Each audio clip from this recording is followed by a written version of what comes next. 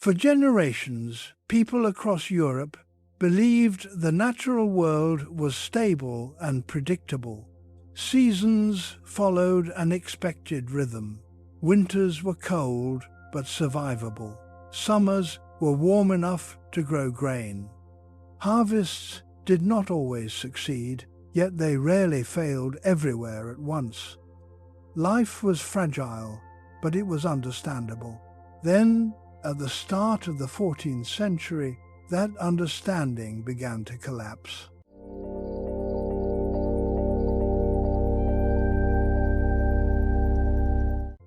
Around the year 1300, a gradual but relentless climate shift began altering the continent. The long period of relatively warm temperatures, known today as the medieval warm period, ended. What replaced it was colder, wetter, and deeply unstable weather. Modern historians call it the Little Ice Age, but the people living through it had no name for it. To them, the world itself seemed to be breaking. At first, the changes appeared minor. Winters lasted slightly longer. Frost lingered into spring. Summer rains arrived earlier and refused to leave. Farmers noticed fields drying later than normal, forcing delayed planting. These small irregularities seemed inconvenient rather than catastrophic. Communities had survived bad seasons before. They assumed stability would return. It did not. By 1308, harvest reliability had already begun to weaken across northern Europe. Regions dependent on barley and wheat saw yields shrink. Oats and rye fared slightly better, but still suffered from constant damp soil.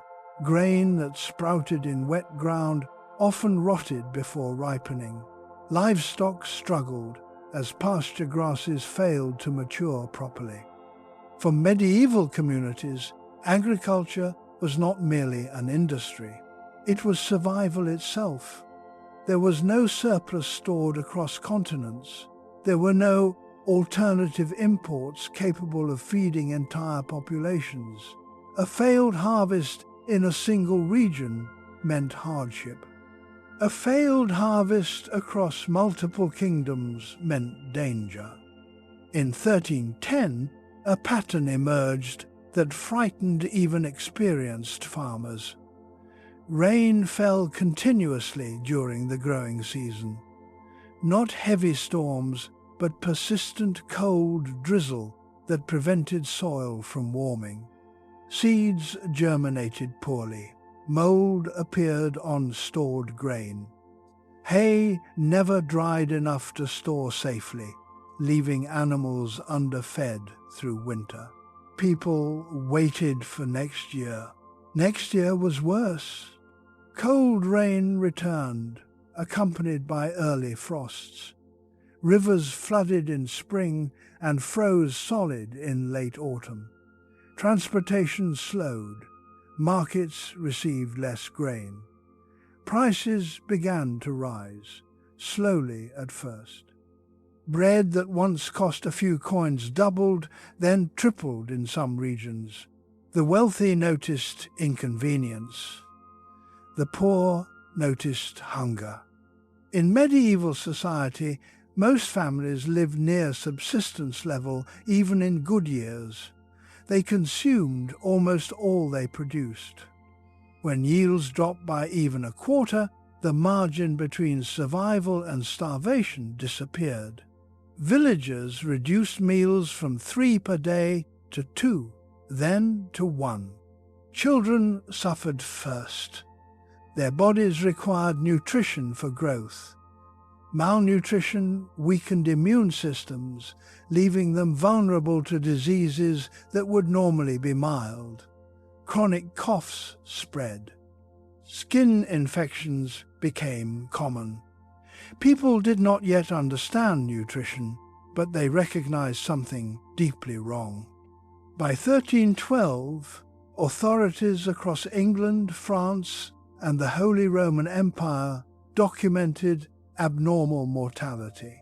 Not mass death, but steady increases in burials. Livestock deaths rose sharply as well. Cattle trapped in muddy fields developed infections in their hooves. Sheep drowned during prolonged floods. Without animals, farmers lost both food and labor. Communities tried adaptation. Some planted later, others switched crops, some slaughtered animals early to preserve meat before winter shortages. These strategies bought time but did not solve the underlying problem. The climate itself no longer supported predictable agriculture. Religion shaped medieval explanations. A world governed by divine order could not randomly deteriorate. Therefore, deterioration meant punishment. Clergy preached repentance. Public processions begged for mercy. People fasted voluntarily despite already eating less. Many believed sin had angered God, and the sky itself reflected divine judgment. While spiritual explanations spread, material reality worsened.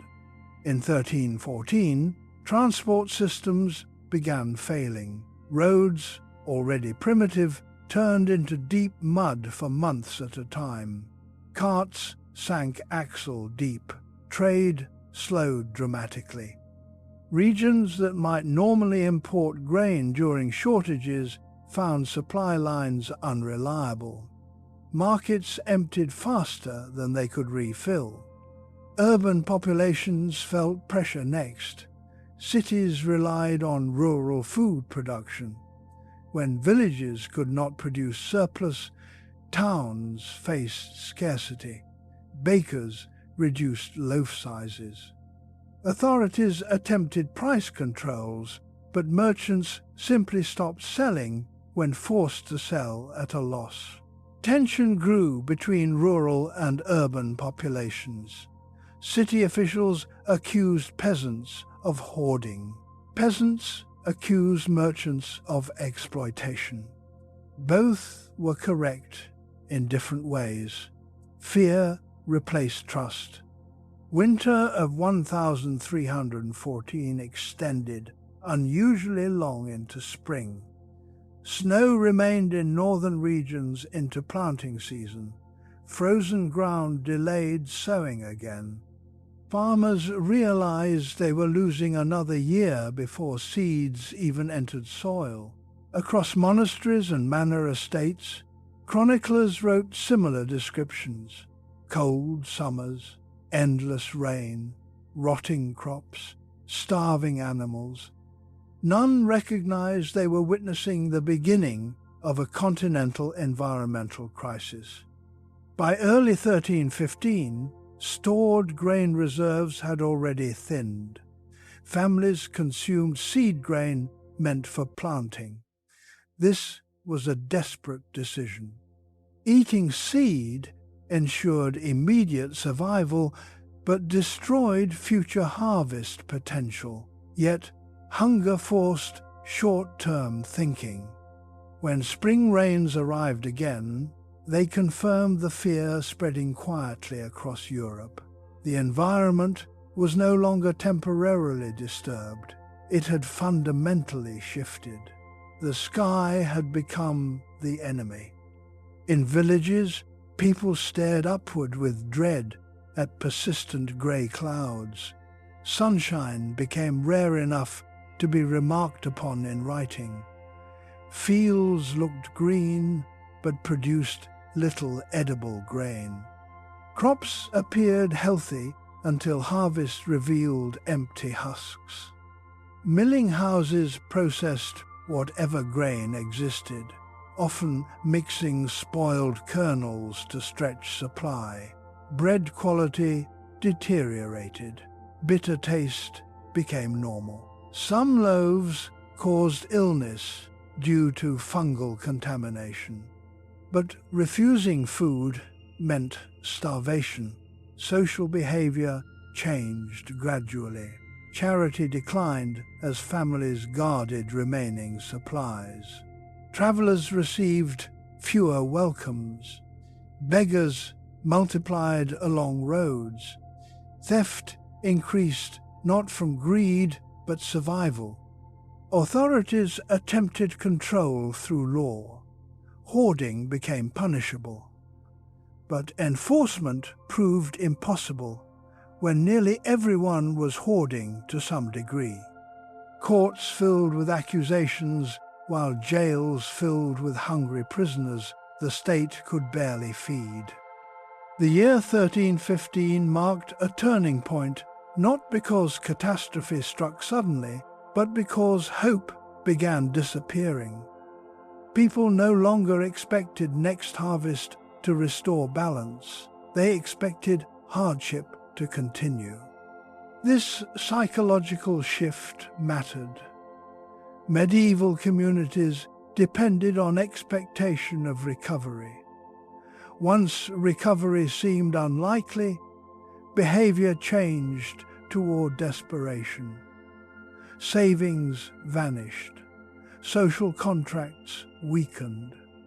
Families migrated in search of food. And still, the rain continued. By late summer, it became clear the coming winter would arrive with dangerously low reserves across much of northern Europe. Communities prepared by rationing earlier than ever before. Livestock slaughter increased, removing future breeding stock to provide immediate calories. The result was a society entering winter already weakened. No one yet realized this was only the beginning. As autumn faded in 1315, Europe entered winter under conditions no one living had experienced. Grain reserves were already dangerously low.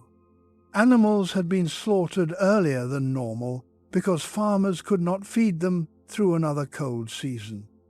What should have been preparation for hardship instead became a slow entry into crisis. Winter began early. Frost struck before the last harvests could be completed.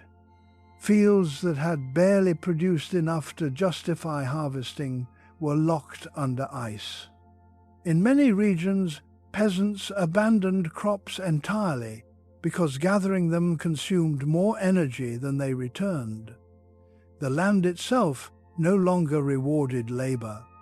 Snow followed, then more snow, and beneath it, frozen mud hardened into jagged ground that injured animals and people alike.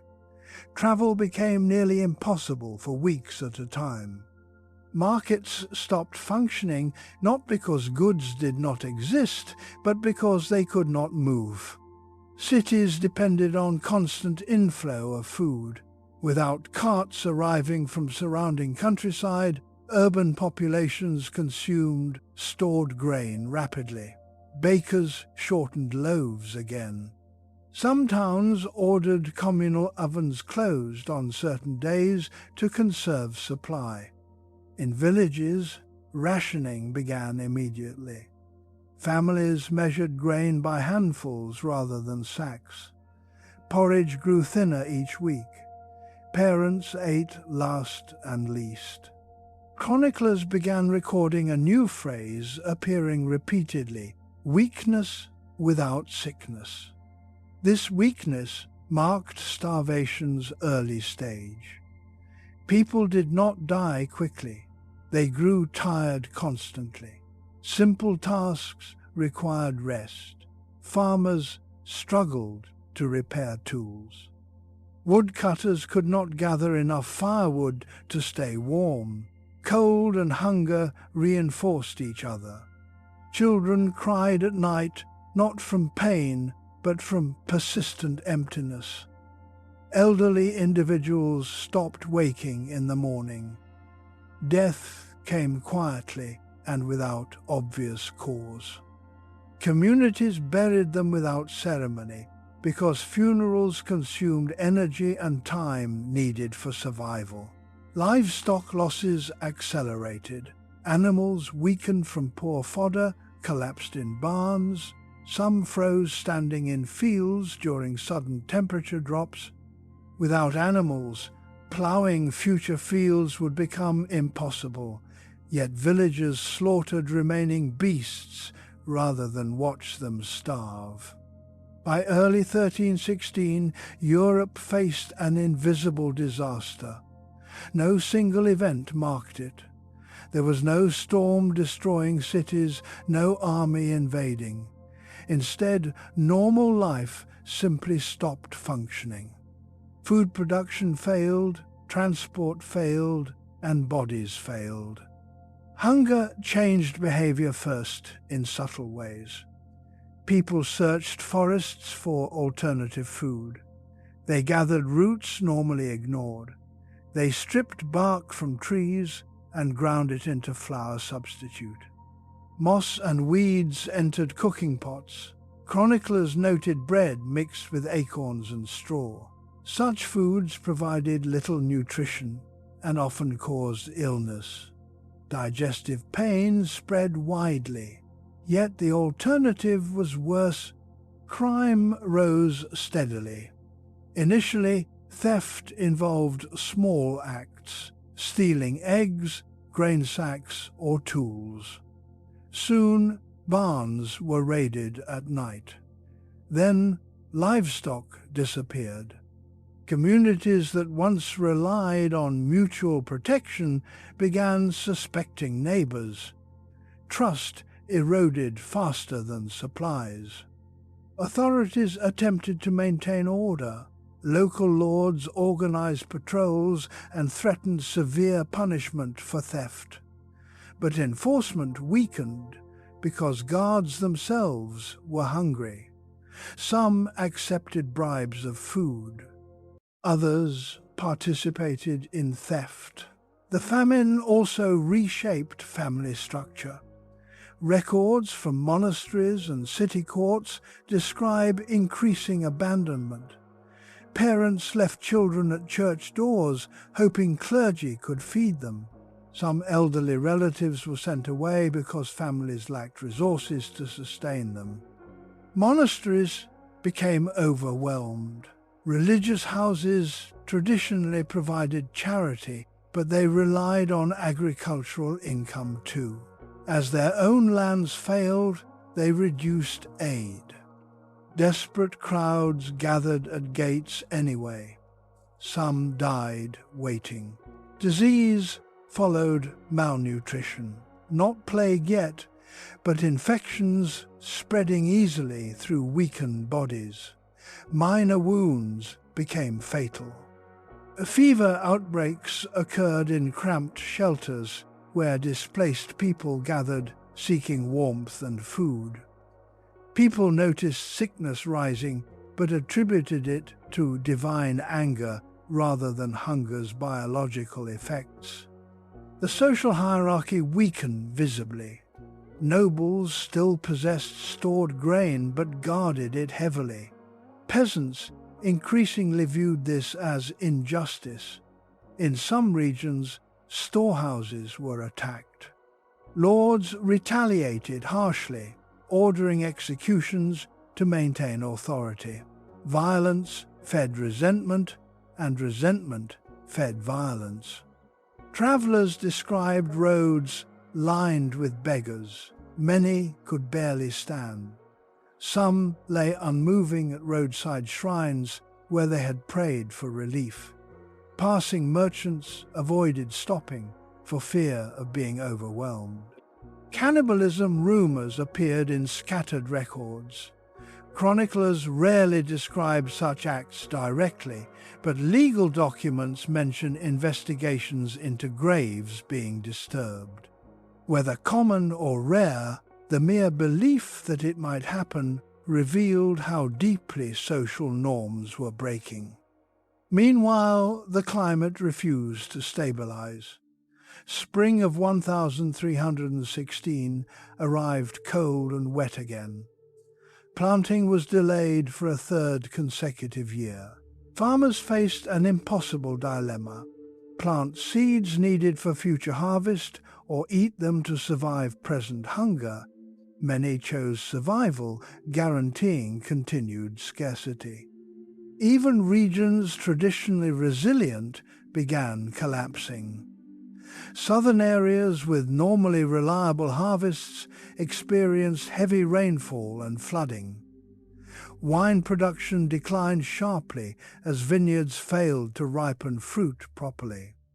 Across the continent, food diversity shrank.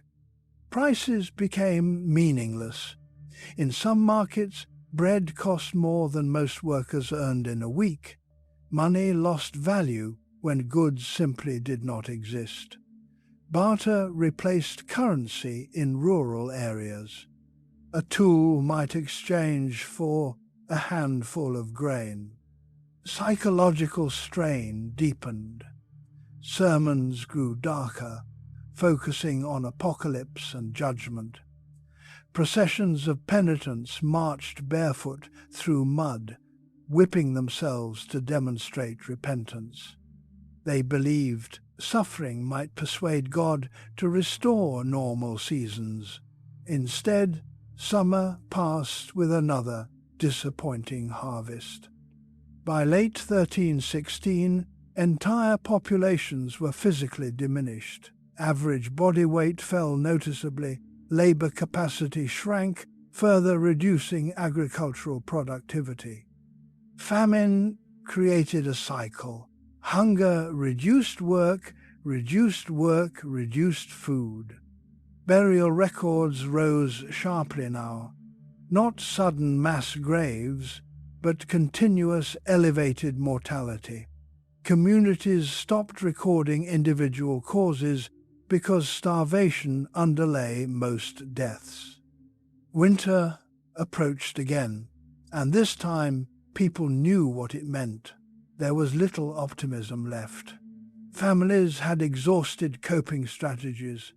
Livestock herds were depleted, seed reserves nearly gone.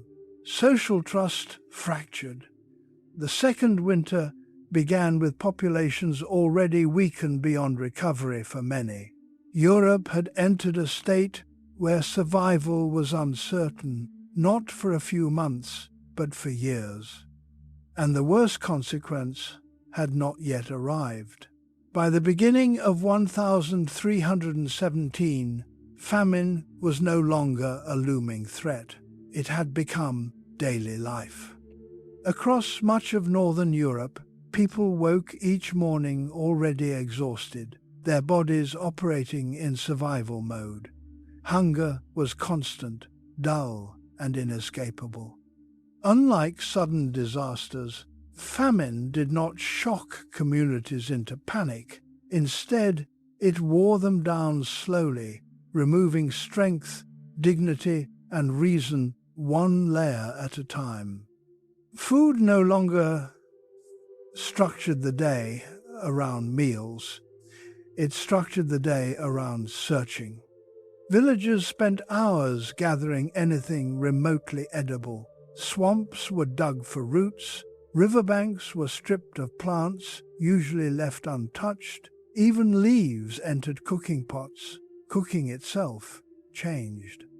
Rather than preparing meals, families boiled mixtures intended simply to quiet the stomach for a few hours.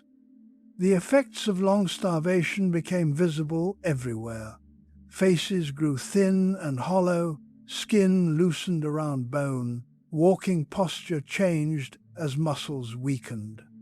People moved slowly, not from laziness, but from energy conservation. Standing too quickly caused dizziness. Many fainted while working. Records from monastic infirmaries began describing swelling in limbs, a symptom modern medicine recognizes as edema caused by protein deficiency. To medieval observers, it appeared mysterious. Some believed poisoned air or spiritual corruption caused bodies to fill with water. Treatments failed because the cause was not infection but prolonged malnutrition. Children suffered the most. Growth halted entirely in many cases. Those who survived often carried lifelong physical weakness. Their hair lightened and thinned. Some could no longer cry loudly because their bodies lacked energy even for distress. Communities attempted organization. In certain towns, remaining grain was redistributed under official supervision. Each household received minimal rations calculated to prevent immediate death, but insufficient for health. Arguments erupted frequently. Fairness became impossible when survival quantities differed for every individual. The relationship between rulers and subjects deteriorated sharply. Authorities had long justified power by claiming responsibility for protection and stability. Famine exposed their limitations. Lords could not command crops to grow nor rain to stop. Peasants began questioning whether divine order truly supported established hierarchy. Violence rose gradually. Not organized rebellion yet, but desperate acts. Storehouses were raided during night storms. Bakers were attacked in markets, accused of hiding grain. Guards killed thieves, yet theft continued because hunger removed fear of punishment. Reports emerged of travelers disappearing along roads. Bandit groups formed composed not of professional criminals but displaced farmers. With fields useless and homes abandoned, robbery became survival labor. Roads once used for trade now carried danger. Cities experienced different suffering. Rural starvation led migration toward urban centers where people believed food might still exist. Gates filled with refugees begging entry. Many cities attempted to block them, fearing disease and unrest. Those denied entry camped outside walls, forming settlements of the starving. Inside cities, sanitation deteriorated. Malnourished workers struggled to remove waste. Water sources became contaminated. Weak immune systems allowed infections to spread easily. While famine remained the primary killer, disease began accompanying it closely. Livestock disappearance produced secondary consequences. Without animals to pull plows, preparing land for future planting became slower. Even if weather improved, agricultural recovery would lag years behind. Famine was not just killing people, it was dismantling the production system itself. Religious interpretation intensified. Clergy preached repentance more urgently. Communities organized collective fasting days, paradoxically restricting food further in hope of divine mercy. Many believed famine represented punishment for moral corruption, greed, pride, or insufficient devotion. Pilgrimages increased dramatically. Groups walked long distances to sacred sites, praying for restored harvests. Ironically, travel consumed precious calories and often ended with pilgrims collapsing far from home. Chroniclers recorded unusual legal cases during this period. Courts investigated accusations of parents harming children during extreme desperation. Some cases likely exaggerated, yet they revealed a society confronting moral boundaries previously unimaginable. By mid-1317, another poor harvest confirmed the catastrophe's permanence. Even areas that experienced brief sunlight produced little because soil nutrients had been depleted by repeated flooding. Seed quality degraded from years of partial failure. Grain prices reached levels effectively, meaning food could not be bought by ordinary laborers at all. Wage earners became fully dependent on charity or theft. Money economy partially collapsed in affected regions. Barter dominated daily exchange. Authorities attempted relief measures.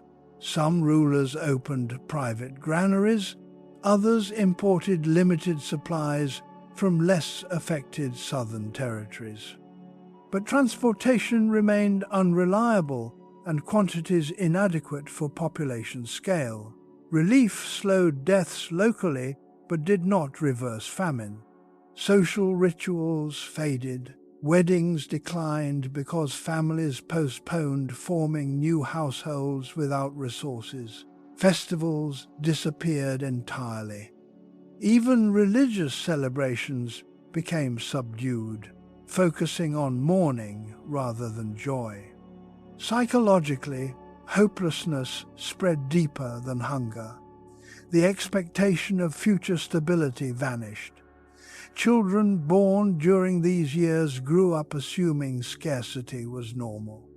Older generations struggled with the memory of better times, which only intensified despair. Burial grounds expanded continuously. Not mass graves yet, but burial teams worked daily. Some communities shortened funeral rites simply to manage workload. Death lost individuality and became routine administration. The Great Famine did not kill swiftly. It dismantled society piece by piece, reducing both body and belief in order.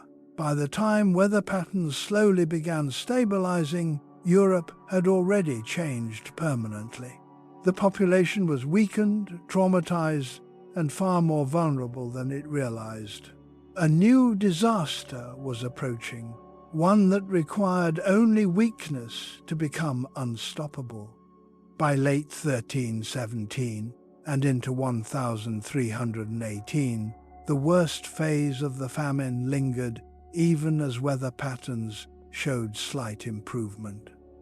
Crops began growing again in some regions, but recovery did not follow immediately.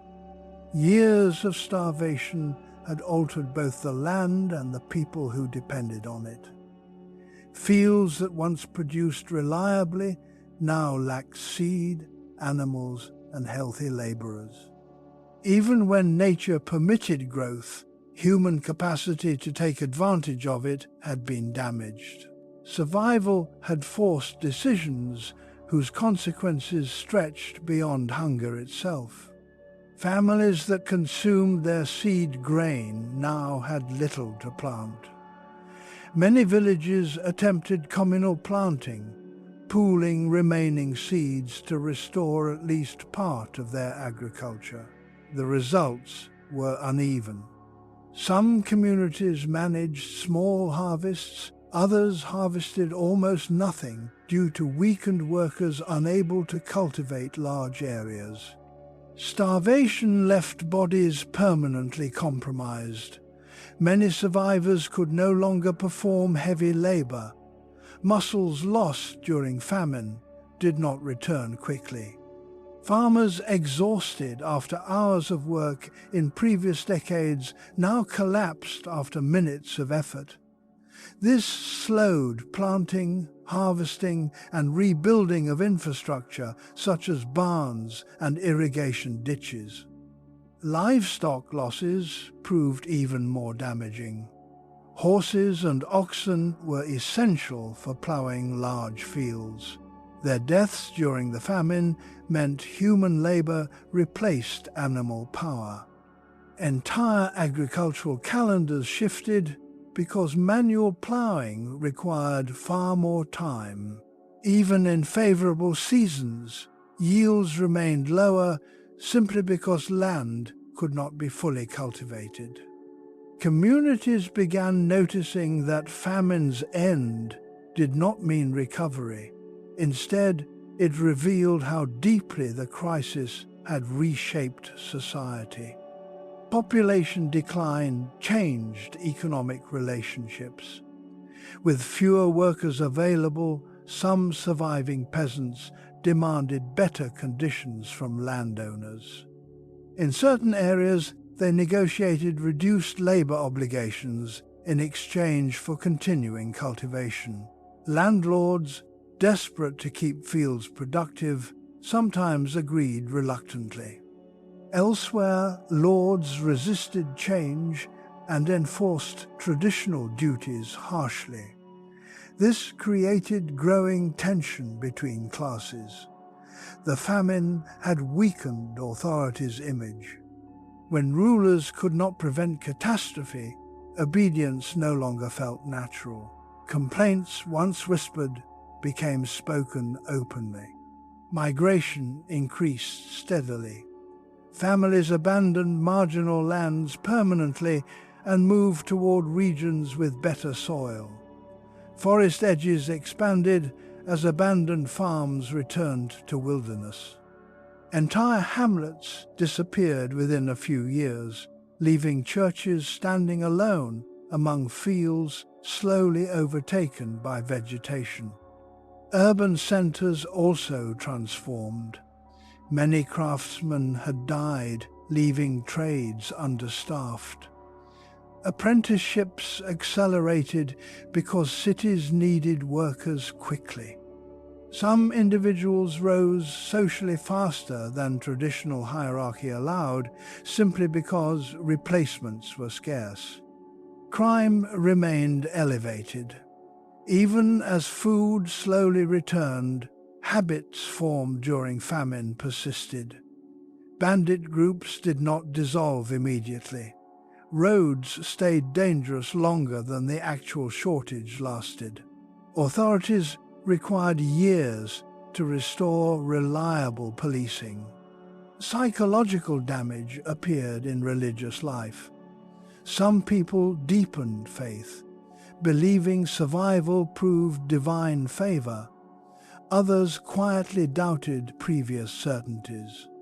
Sermons increasingly addressed despair rather than guilt, acknowledging that suffering had exceeded ordinary explanation.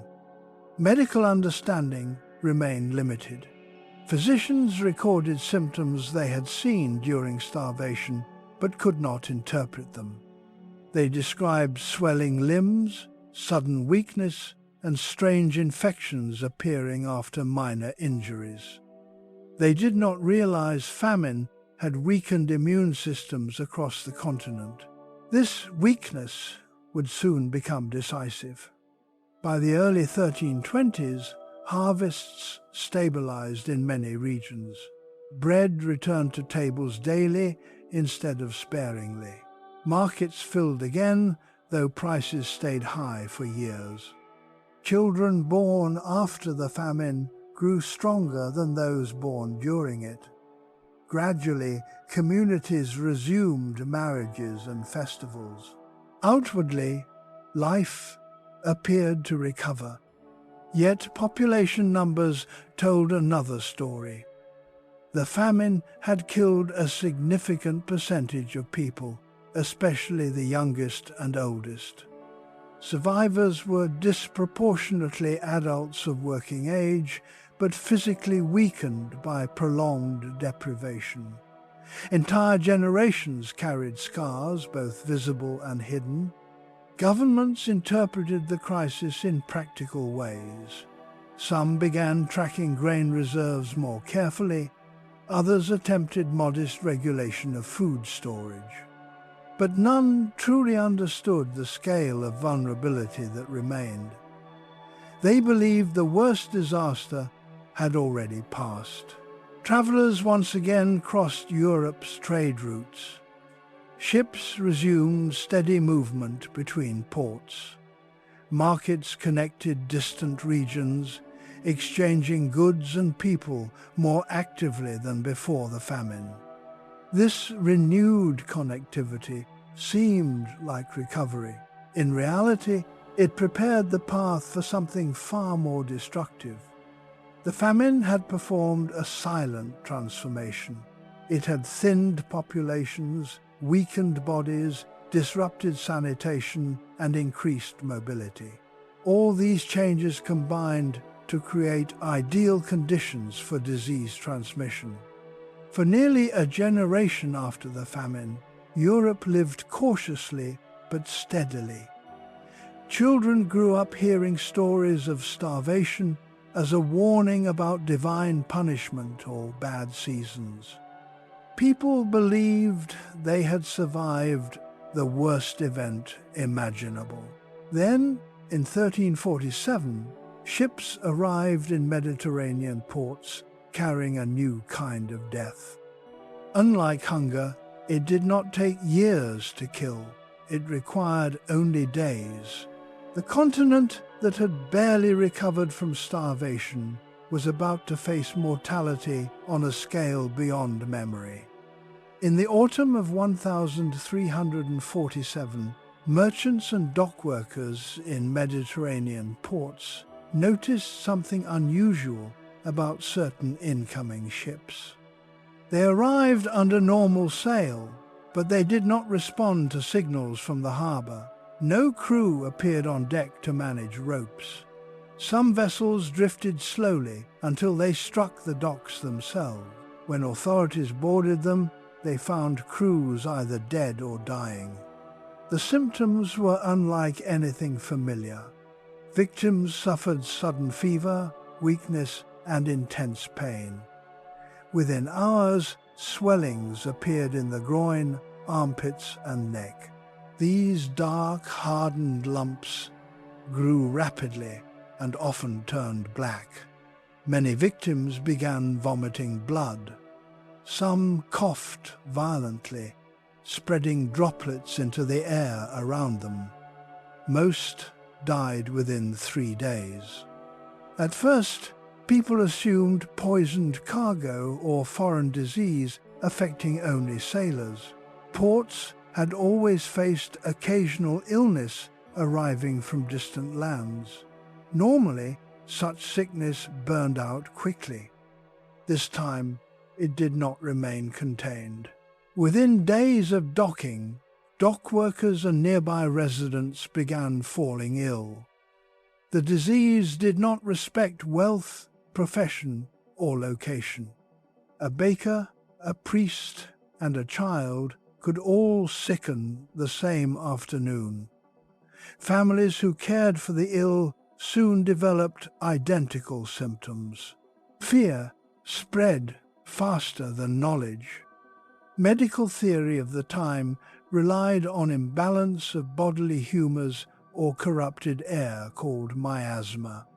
Physicians burned herbs, carried scented cloth, and recommended avoiding foul smells. None of these measures slowed the deaths. People began noticing a terrifying pattern. Proximity to the sick almost guaranteed sickness. In crowded port districts, mortality rose sharply. Bells rang constantly for funerals until there were too many dead to ring for. Authorities attempted quarantine by closing city gates, but the disease had already entered. Merchants fleeing infected towns carried it inland, along trade routes. Caravan roads that once delivered prosperity now delivered death. Every market town became a new center of infection. By early 1348, large cities across Italy experienced full outbreaks. Streets grew quiet except for funeral carts.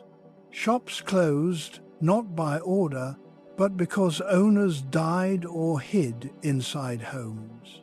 Families barricaded doors, hoping isolation might protect them. Isolation rarely worked. The disease traveled invisibly. Today it is understood to be caused by the bacterium Yersinia pestis carried by fleas living on rats, though in some forms it spread directly through the air between people.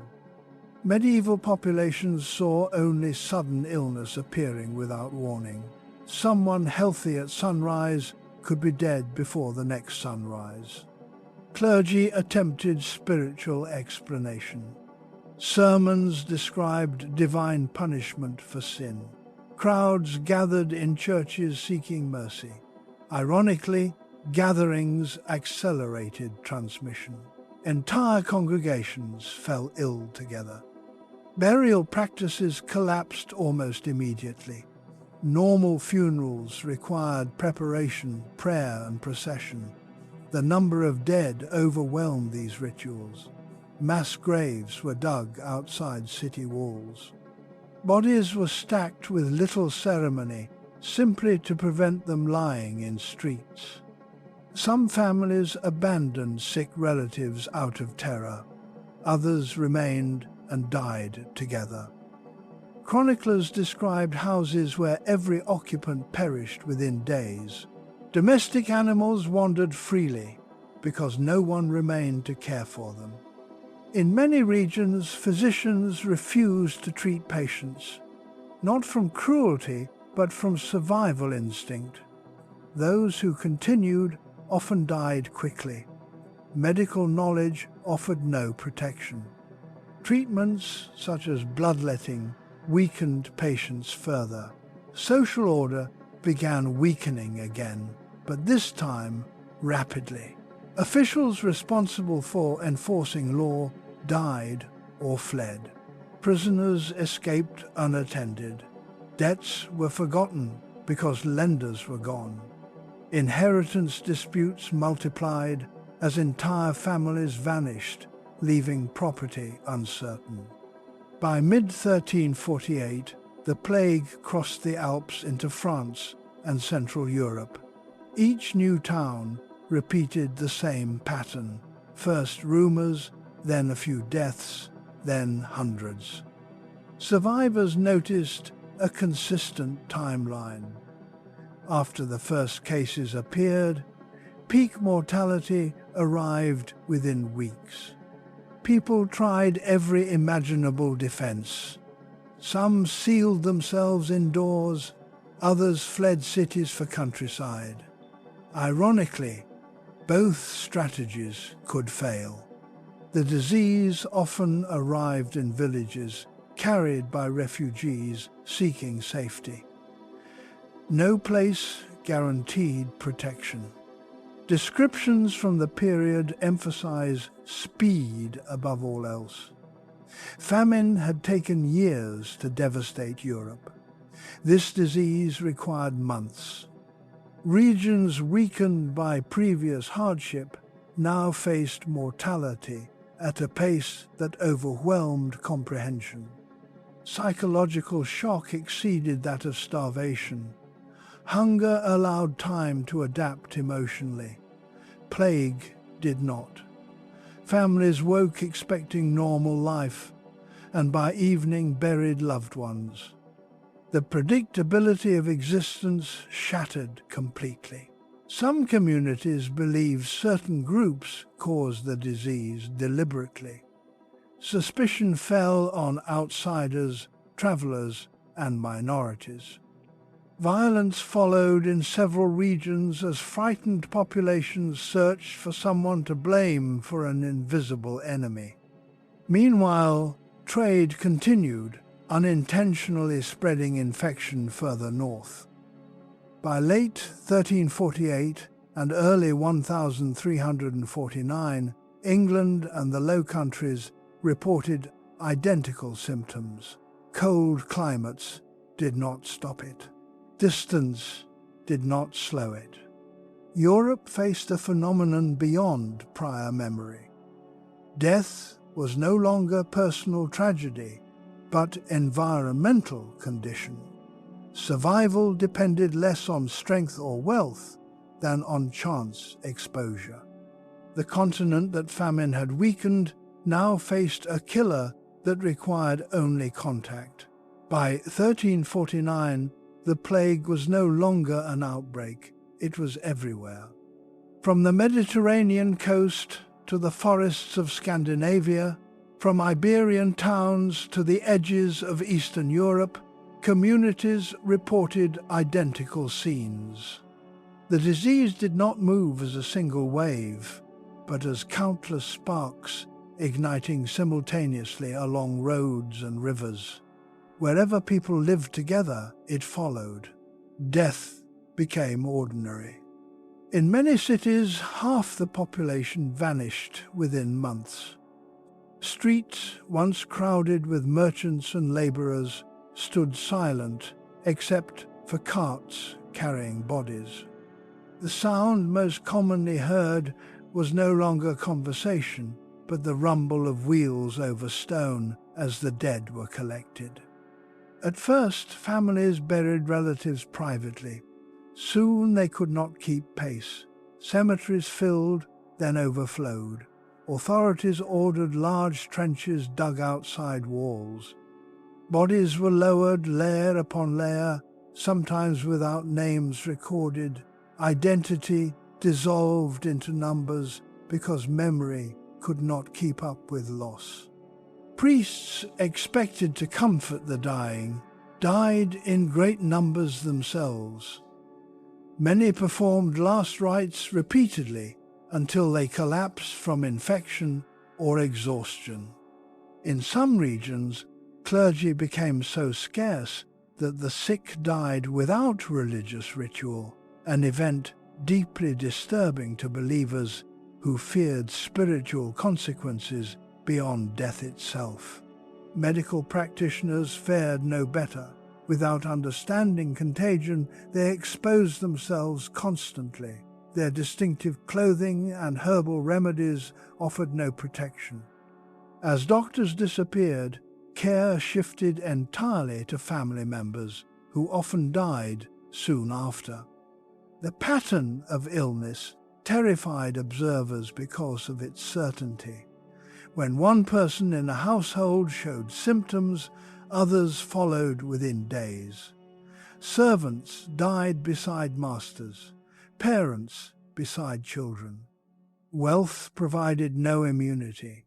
Palaces lost residents, just as cottages did. Some survivors abandoned entire homes once illness appeared inside, leaving possessions untouched. Furniture, clothing, even prepared meals remained where they were when occupants fled. Town records describe streets containing open doors and uncollected goods, silent evidence of sudden departure or death. Rural areas did not escape.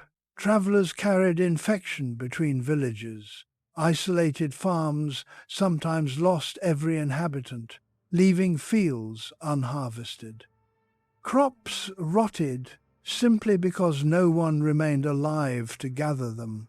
Livestock wandered unattended through empty settlements.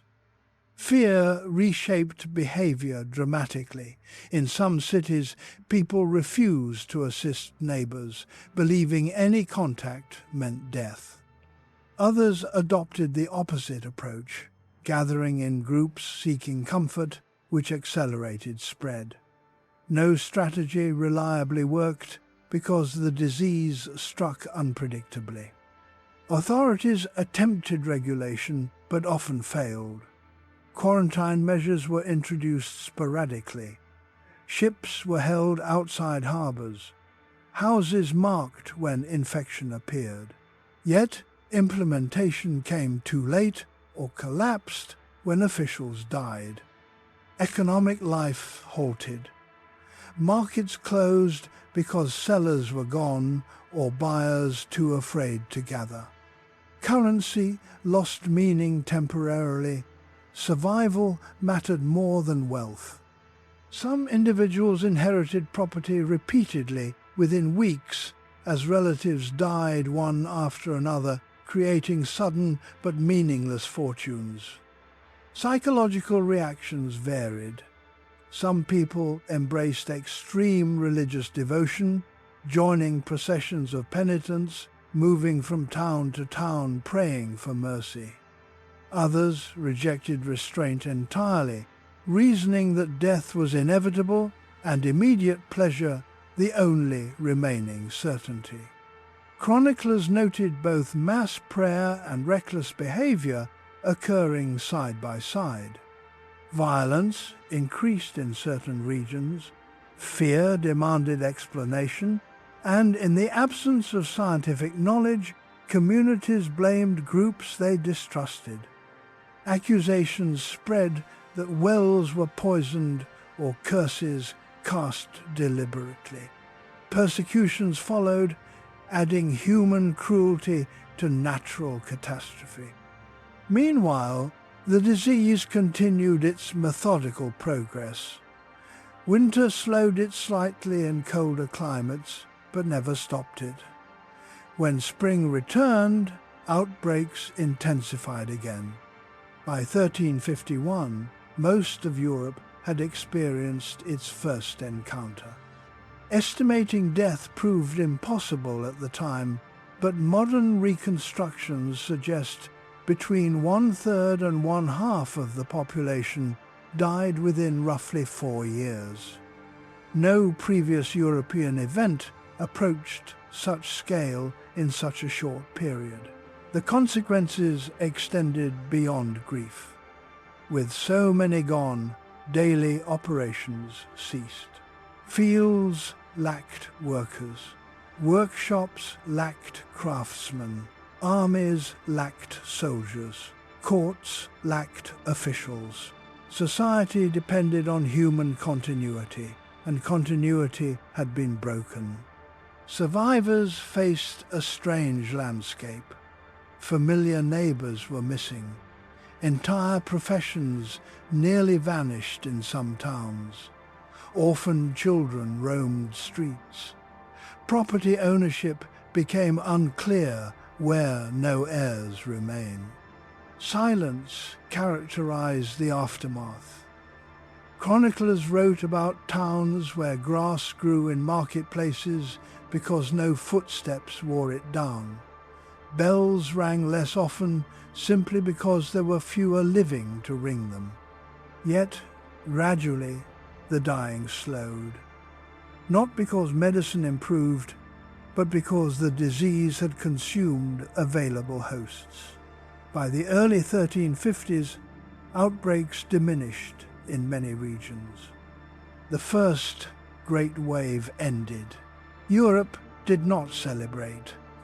Relief mixed with shock. People understood instinctively that life could not return to what it had been. Too much had been erased. They were correct. The plague had not only killed individuals, it had dismantled the structure holding medieval society together. When the plague finally loosened its grip in the early 1350s, Europe did not awaken into recovery. It woke into absence. Survivors emerged from homes expecting familiar routines, but the structure of daily life had disappeared. Entire households were gone. Workshops stood empty. Fields lay unplanted because the people who knew how to work them no longer existed. Even memory itself seemed damaged, as the living struggled to recall a time when streets were crowded. The most immediate change was labor scarcity. Before the plague, landowners possessed power because people were plentiful and land required workers. After the plague, the balance reversed. Vast stretches of farmland existed with no one to cultivate them. Those who survived suddenly held economic value simply by being alive. Peasants recognized this quickly. Farmers began refusing traditional obligations that had defined medieval life for centuries. They demanded payment instead of unpaid labor. Some moved freely from manor to manor seeking better terms. something previously unthinkable under feudal restrictions. For the first time in generations, the poor possessed leverage. Landowners reacted with alarm. Their wealth depended on stable agricultural production and predictable service. Without workers, crops failed regardless of soil fertility. In response, authorities attempted to freeze society in its former shape. In England, laws were issued ordering workers to accept old wages and forbidding movement between regions without permission. Similar measures appeared elsewhere. Governments tried to declare that economic reality had not changed. Reality ignored the declarations. Enforcement proved nearly impossible. Officials tasked with controlling labor were themselves affected by the population collapse. Courts were understaffed, sheriffs lacked deputies. Peasants simply disappeared into forests or neighboring towns when pressure increased. The sheer shortage of people undermined all attempts at rigid control. This tension produced growing resentment on both sides. Landowners saw disobedience as moral decay following the plague. Workers saw opportunity and resisted returning to conditions that no longer matched reality. What had once been quiet dissatisfaction became open defiance. At the same time, cities struggled with similar imbalance. Skilled craftsmen were scarce. Surviving workers demanded higher pay. Guilds attempted to restrict entry to maintain standards, but necessity forced them to accept new members quickly. Apprentices trained faster than tradition allowed. Social mobility increased unintentionally. Inflation followed labor shortages. With fewer goods produced and wages rising, prices shifted unpredictably. Some individuals became unexpectedly prosperous. Others, especially nobles dependent on fixed rents, lost income rapidly. The established order of wealth destabilized. Banditry also expanded across rural roads. During the plague, law enforcement weakened drastically. After it, recovery was slow. Armed groups, sometimes composed of former soldiers or displaced peasants, robbed travelers and isolated farms. Trade routes regained activity slowly because merchants feared attack. Villages formed informal militias to defend themselves. Cooperation replaced reliance on distant authorities who could no longer guarantee safety. In some areas, local leadership emerged independent of noble control simply because immediate protection mattered more than formal hierarchy. Religious authority shifted as well. The church had lost vast numbers of clergy during the plague. Replacements were ordained quickly, often younger and less educated than predecessors. Their sermons differed in tone.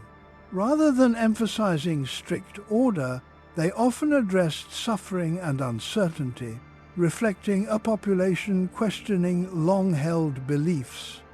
Many people wondered why divine protection had failed so completely. While faith remained strong, unquestioned acceptance weakened.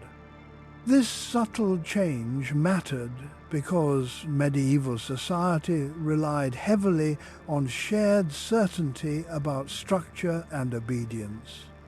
The psychological aftermath was visible everywhere. People behaved more cautiously toward future promises. Contracts shortened. Long-term planning decreased because recent experience proved the future unpredictable. Families prioritized immediate security over tradition. In rural areas, abandoned land altered settlement patterns. Some villages relocated entirely to better soil or safer positions. Others combined populations with neighboring communities because remaining residents were too few to sustain independent life. Meanwhile, governments attempted taxation to rebuild resources depleted by crisis.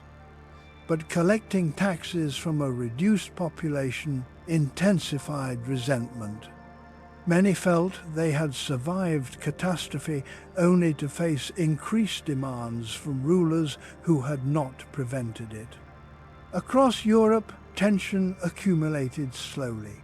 No single event defined this period, but pressure built between changing economic reality and institutions trying to preserve old systems. Each harvest season highlighted the mismatch further. The world had not ended with the plague.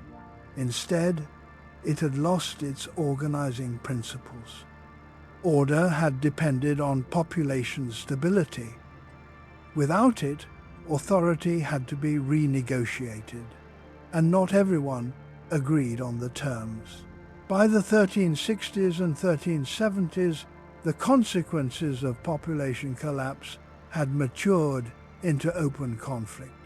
For nearly a generation after the plague, rulers attempted to preserve the old social order through law and punishment. Yet, every year, the mismatch between reality and regulation grew sharper. A society built on abundant labor could not function the same way when workers were scarce. Peasants understood their new importance. Authorities understood the danger of acknowledging it. Across Europe, governments passed statutes fixing wages at pre-plague levels. Workers were legally forbidden to refuse employment offered under traditional conditions. Leaving a manor without permission could be treated as a criminal offense. The intention was simple: force the world back to what it had been before the disaster. But memory could not be legislated. Farmers compared their effort to the demand for their labor and realized obedience no longer benefited them. When one landlord threatened punishment, another often offered better terms quietly to secure harvests. The result was a silent competition that undermined official decrees. The law claimed immobility, but survival encouraged negotiation.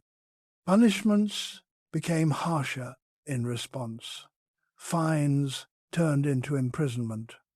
Imprisonment sometimes turned into execution for repeat defiance. Yet severity only deepened resentment. To workers, it appeared rulers valued social hierarchy more than human survival. Taxation intensified tensions further. Governments needed revenue to rebuild administration weakened by plague.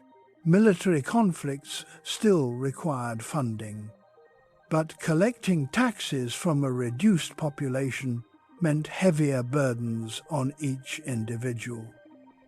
Those who had lost family members now paid more, not less. Rumors spread rapidly in this environment. News of resistance in one region inspired another. Local grievances merged into wider anger. By the late 14th century, revolts began appearing across the continent. In France, rural communities rose against both taxation and noble privilege. In the German territories, cities and peasants challenged feudal obligations. In England, resentment culminated dramatically in 1381, when large groups of peasants and urban workers marched toward London demanding reform. These uprisings were not coordinated revolutions in the modern sense. Participants rarely sought to destroy monarchy entirely. Instead, they demanded restoration of what they considered fairness after catastrophe. They argued that survival had earned them new rights. Authorities saw rebellion as existential threat. Armies suppressed revolts with force. Leaders were executed publicly to deter repetition. Yet even when revolts failed militarily, they achieved subtle change. Landowners gradually adopted wage labor more widely simply because coercion proved unsustainable. Violence did not remain limited to organized uprisings. Daily disputes intensified. Conflicts between villages over resources became common, where land lay abandoned and boundaries uncertain. Courts recorded rising cases of assault related to property claims once unquestioned. Urban unrest accompanied rural tension. Guild workers protested regulations preventing wage increases. City governments feared disorder but depended on the same workers for economic recovery. Negotiation replaced absolute authority more often than before the plague. Meanwhile, armed groups continued roaming the countryside, some composed of former soldiers unemployed after temporary truces in ongoing wars. They demanded payment or supplies from settlements, blurring the line between banditry and unofficial military presence. Civilians lived with constant awareness that violence could appear without warning. The psychological atmosphere changed profoundly. Before the famine and plague, hardship was interpreted as temporary misfortune within a stable world. Now, instability itself seemed permanent. Communities prepared not for peace, but for recurring disruption. Religion adapted accordingly. Sermons addressed social justice more openly. Some clergy sympathized with peasants, others supported authority, reflecting division within institutions previously unified. The church remained powerful but no longer provided unquestioned social cohesion. Gradually, a new balance emerged. Not equality, but adjustment. Traditional serfdom weakened as payment for labor became common. Movement between regions increased because preventing it required force no longer available consistently. Authority survived by compromise rather than pure command. However, this adaptation did not bring safety. Instead, it coincided with another enduring reality. The plague had not disappeared. Even as societies restructured themselves, new outbreaks appeared periodically. Each time, they reignited fear and halted recovery temporarily. Communities learned that catastrophe was not an isolated event, but a recurring condition. By the end of the 14th century, Europe had transformed into a continent where social rules were negotiable, travel was dangerous, disease unpredictable, and trust fragile. The old medieval order had fractured, replaced by something uncertain and tense. And beyond internal conflict, another force continued to devastate the land: war. While Europe struggled to rebuild after famine, plague, and social unrest, another constant pressure ensured that recovery would never come easily. War had always existed in medieval life, but during the 14th and 15th centuries, it became continuous, organized, and devastating to civilians on a scale previously uncommon. The most significant conflict began in 1337 and would continue with pauses but no true peace for over a century. Modern historians call it the 100 Years' War. To those living through it, it was simply life. Entire generations were born, lived, and died without experiencing a time when armies were not moving somewhere across the countryside. Unlike earlier limited feudal conflicts, these wars relied on large professional forces. Kings no longer summoned only temporary noble retinues.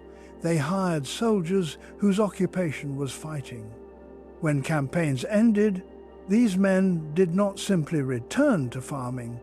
Many had no farms left, and war itself had become their livelihood. An army required food every day. Supplying thousands of soldiers across damaged infrastructure proved nearly impossible through organized logistics. The solution adopted by commanders was simple and brutal. The army would live off the land. Where armies traveled, devastation followed. Crops ready for harvest were seized immediately. Fields not yet ripe were burned to deny them to the enemy. Livestock disappeared overnight. Slaughtered for meat, villagers fled before approaching banners because staying meant starvation or death. This strategy, later called scorched earth, did not merely defeat opponents, it destroyed the economic foundation supporting civilians. Regions already weakened by plague found themselves repeatedly stripped of recovery. Even good harvest years brought little relief because soldiers consumed or destroyed the results. Castles and fortified towns became essential for survival. People abandoned isolated homes and gathered behind walls whenever armies approached. Yet fortifications could not house entire rural populations indefinitely. Many refugees lived in crowded conditions outside gates, hoping for entry. Sieges added further suffering. When armies surrounded towns, they blocked supplies intentionally. Starvation became a weapon. Civilians trapped inside ate horses, dogs, and sometimes worse before surrendering. Those outside faced pillaging if caught between opposing forces. Mercenary companies worsened the situation. During truces, thousands of soldiers suddenly found themselves unpaid. Rather than disband peacefully, they formed roaming bands, moving across regions, demanding payment for not attacking. Communities paid when possible and suffered violence when not. Travel between towns became dangerous. Merchants carried guards or avoided routes entirely. Trade shrank in contested territories, leading to shortages even where farms survived. Economic networks weakened repeatedly just as they began to recover. Villages closest to borders suffered most. Ownership changed repeatedly as control shifted between factions. Each change brought confiscation of goods to supply the new garrison. Residents learned to hide food underground or in forest caches, yet discovery meant punishment. War also spread disease. Armies concentrated people in unsanitary camps where infection thrived. When soldiers moved, they carried illness to new populations. Outbreaks often followed military campaigns closely, reinforcing the sense that calamities arrived together.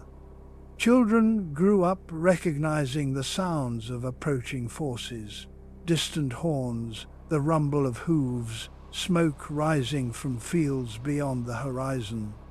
Entire childhoods included periodic flight to shelter, watching homes burned from safe distance, and rebuilding afterward only to repeat the cycle years later.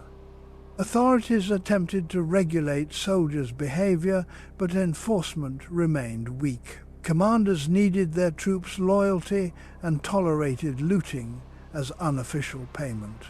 Discipline existed mainly during battle, not occupation.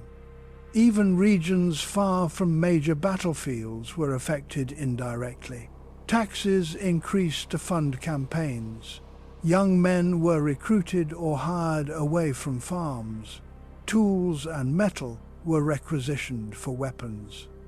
Every aspect of life bent towards sustaining conflict. By the mid-15th century, Europe contained large areas where normal agriculture had not stabilized for decades due to repeated destruction. Population recovery slowed because insecurity discouraged settlement. Forests reclaimed abandoned farmland again, not from famine this time, but from violence. The people who survived plague now lived in landscapes where human threats replaced natural disaster. Yet the fear felt similar. Survival depended on predicting movement of forces beyond local control. Peace treaties came occasionally, but rarely lasted. Political claims reignited fighting within years. For ordinary villagers, the distinction between wartime and peacetime blurred almost completely. War had become a permanent environment. By the late 15th century, the continuous warfare that had gripped Europe for generations reshaped the landscape as deeply as famine and plague once had. The land itself seemed exhausted. Even in years without major battles, the memory of armies prevented stability. People planted crops, not knowing whether they would harvest them or watch them burn.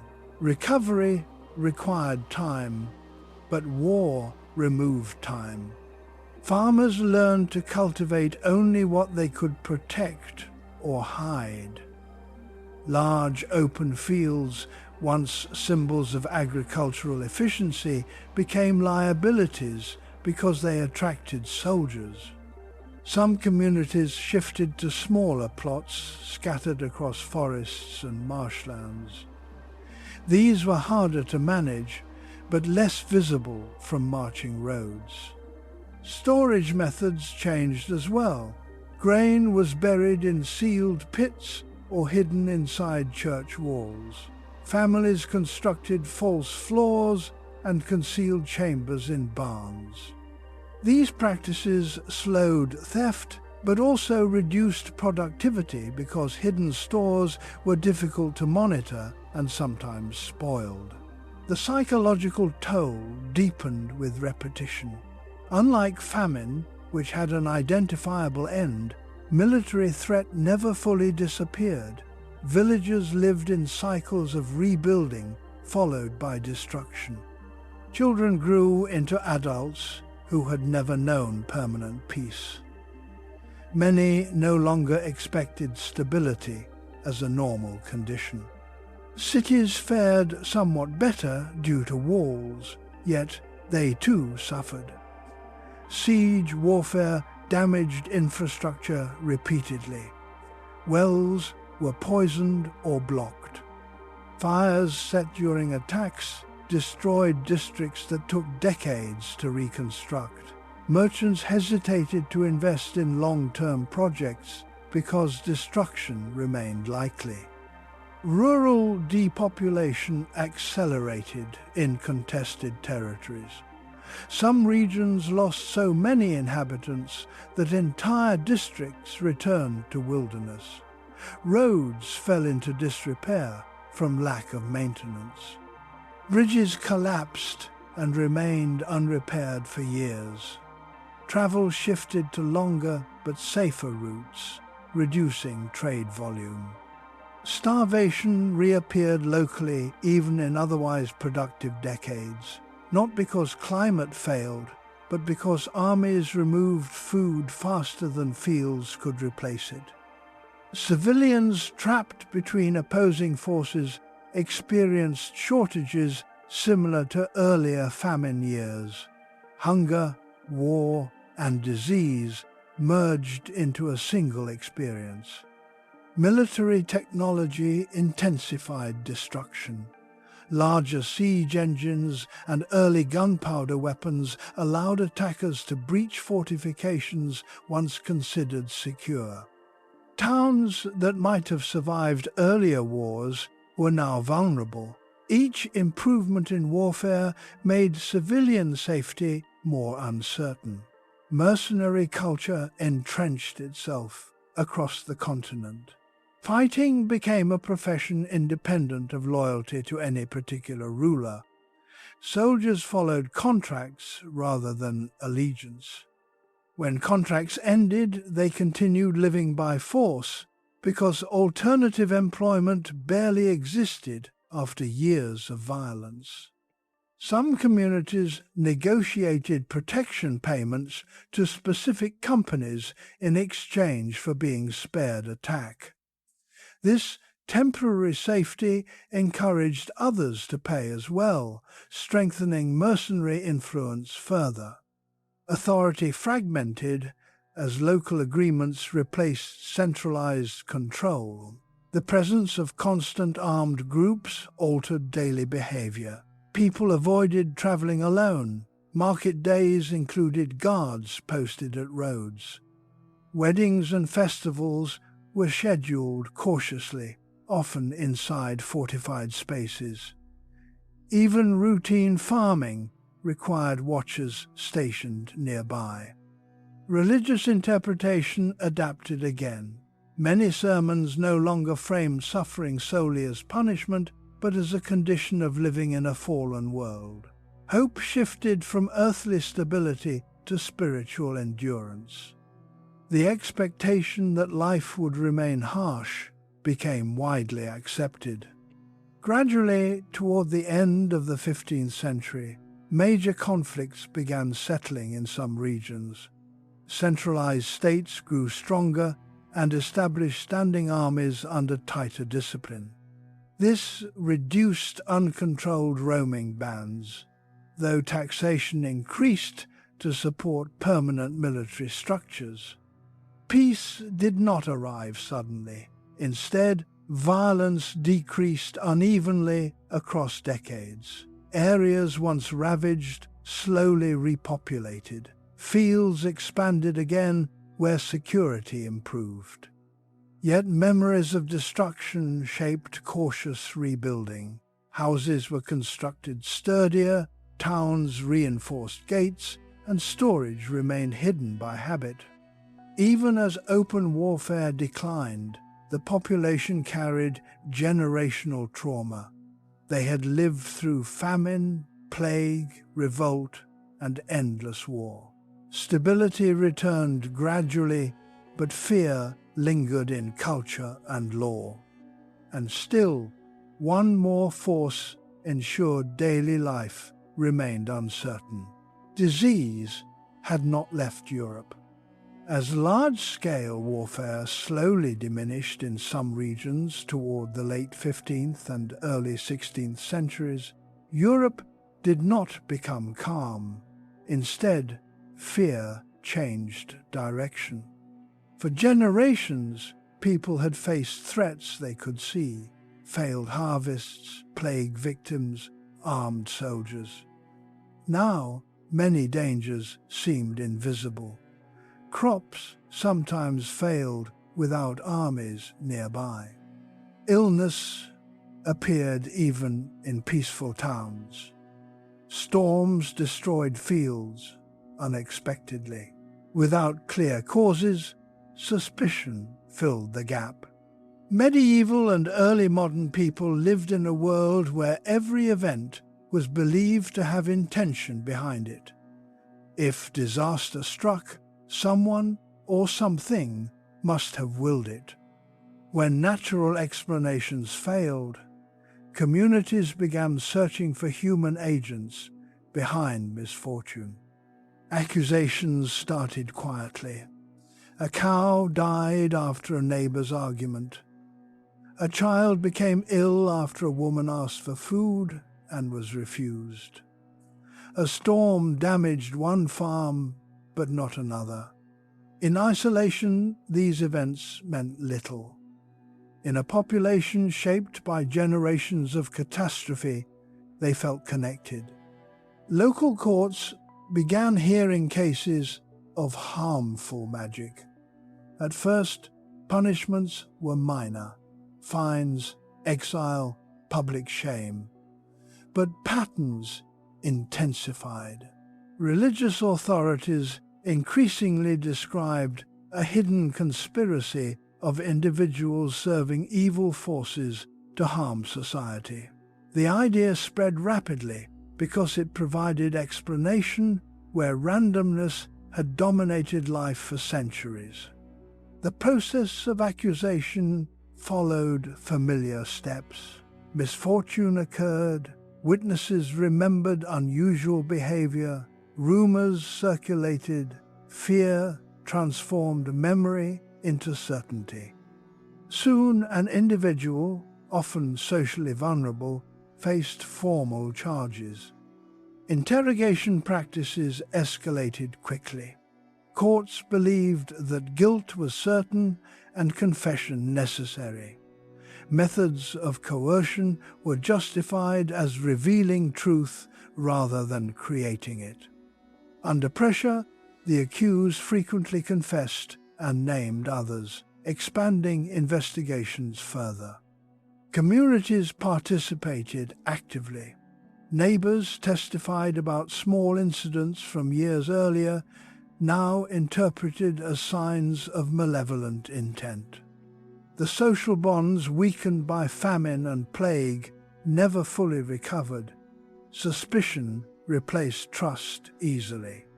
Women were accused more often than men, especially those living alone, practicing traditional healing, or lacking family protection.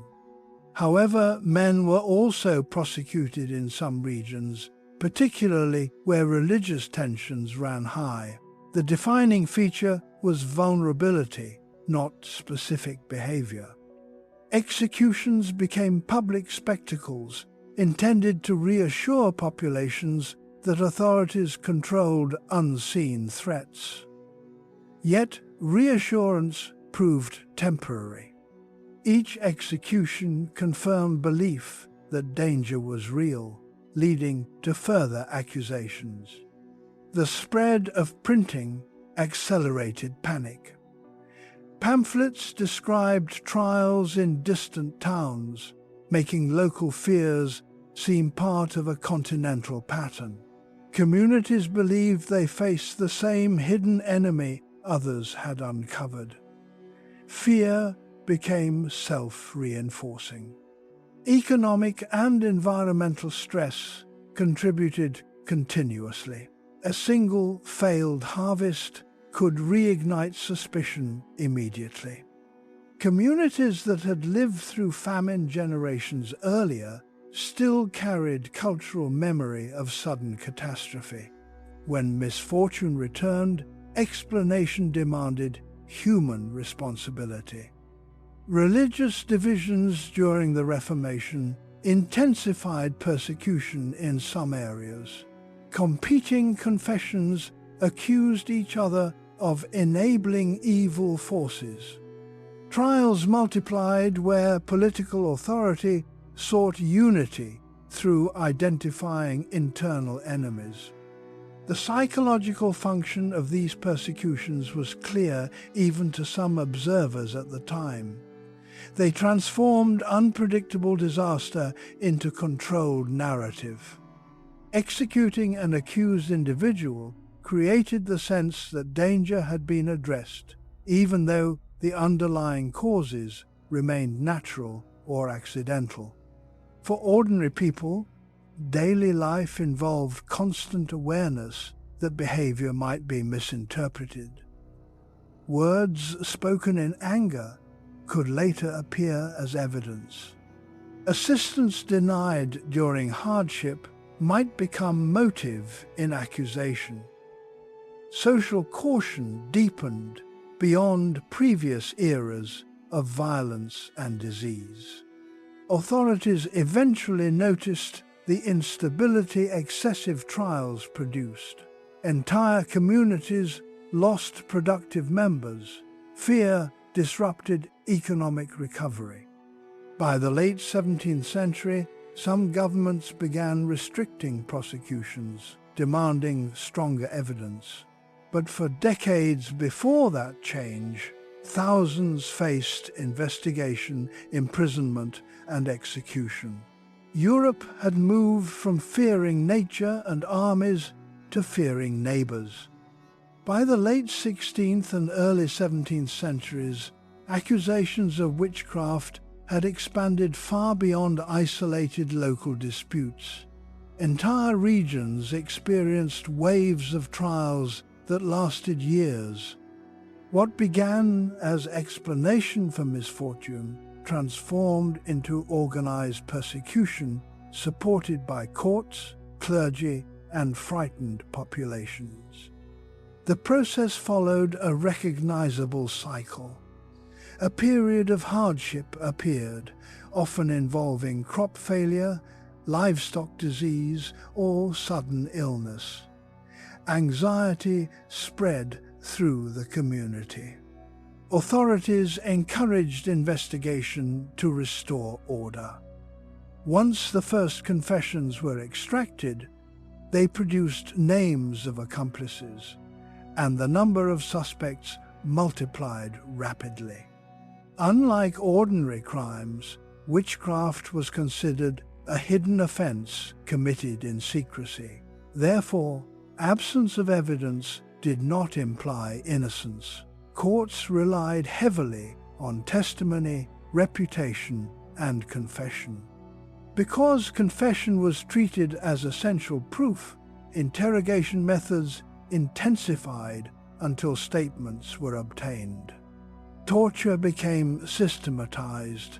Officials documented procedures carefully, believing they were uncovering networks rather than forcing admissions.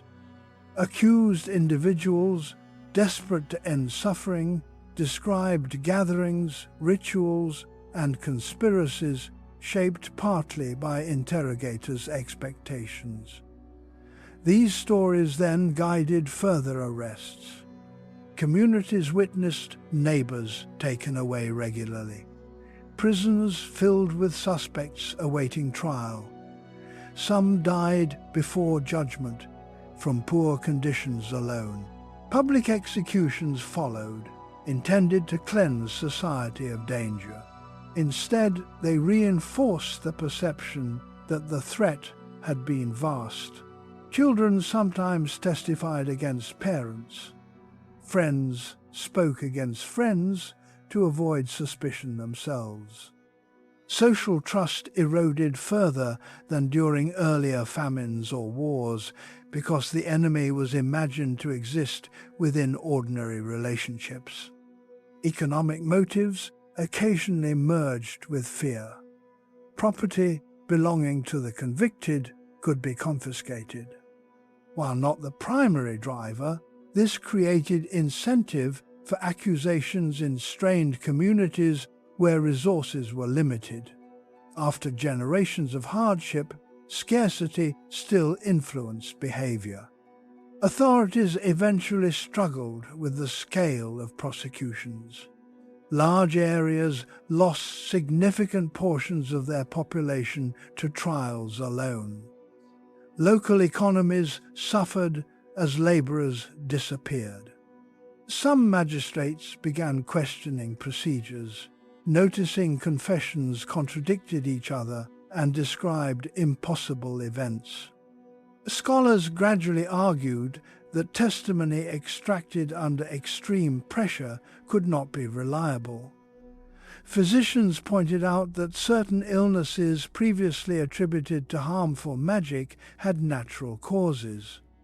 Slowly, skepticism entered legal thinking. By the late 17th century, higher courts in several regions required stronger evidence before approving executions. Trials declined rapidly once confession alone no longer sufficed. The panic ended not through a single decision, but through accumulated doubt. For ordinary people, however, the psychological effect lingered. Generations had grown up learning that unseen evil might hide among neighbors. Even after prosecutions stopped, caution remained embedded in social behavior. Communities rebuilt relationships slowly. Records show reduced accusations over time, yet memory of persecution influenced cultural attitudes toward difference and misfortune. The experience had reinforced a habit developed since the famine. When events seemed uncontrollable, people searched for human cause. As fear gradually subsided, daily life began stabilizing in ways not seen for centuries. Agriculture improved, trade expanded, and central governments enforced more consistent law. Yet one threat continued returning without warning. Disease had never vanished. It had only paused. Even after the first great plague wave of the 14th century faded, Europe never escaped epidemic disease. The memory of mass death remained because the illness returned repeatedly, sometimes decades apart, sometimes within a single generation. Each recurrence reminded people that recovery was temporary. Cities provided ideal conditions for infection. Populations had grown again as stability slowly improved, but infrastructure had not advanced equally. Streets were narrow and often filled with refuse. Waste disposal depended on manual removal or simple drainage channels that frequently clogged. Drinking water could easily mix with contamination. In such environments, illness spread quickly. Plague reappeared in waves across the 15th and 16th centuries. Unlike the first catastrophe, later outbreaks were usually regional rather than continental. Yet for affected communities, the experience felt identical. Bells rang continuously. Houses were marked to indicate sickness inside. Movement was restricted, markets closed, and fear returned. Authorities attempted prevention through quarantine. Ships arriving at ports were sometimes required to wait offshore for extended periods before docking. Travelers carried certificates from previous towns confirming health. Guards monitored roads during outbreaks. These measures occasionally slowed transmission but could not eliminate it. Beyond plague, other diseases circulated constantly. Smallpox infected children regularly, leaving survivors scarred or blinded. Typhus spread in crowded shelters and during military campaigns. Dysentery thrived where clean water lacked. Seasonal fevers appeared every summer. Life expectancy reflected this reality. Many individuals died in childhood. Reaching adulthood did not guarantee long life. Minor injuries could become fatal when infection set in. A cut obtained during farm work might lead to fever and death within days. Medical knowledge advanced slowly, but remained limited. Physicians began observing patterns such as isolation, reducing spread, yet they lacked understanding of microbes. Treatments focused on balancing bodily humors through bloodletting or purging, often weakening patients further. Communities adapted behaviorally. During outbreaks, families avoided contact and closed doors to outsiders. Some towns established pest houses outside walls where the sick were moved collectively.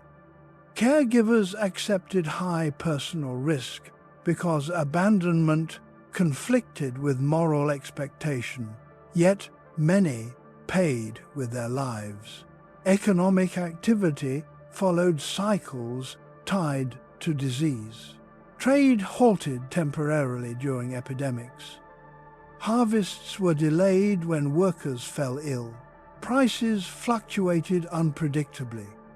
Recovery periods shortened compared to earlier centuries because populations were accustomed to recurring interruption. Psychological impact differed from the first plague encounter.